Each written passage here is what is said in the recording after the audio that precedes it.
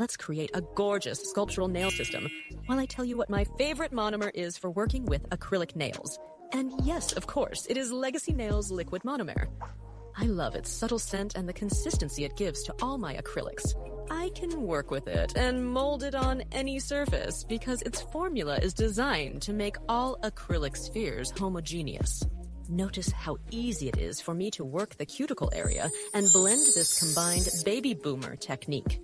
And now, the best combination of clear acrylic and Legacy Nails Monomer to achieve beautiful, translucent, and perfect encapsulations.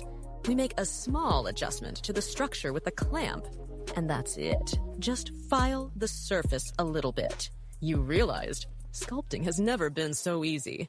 I loved the monomer as much as the result of this system.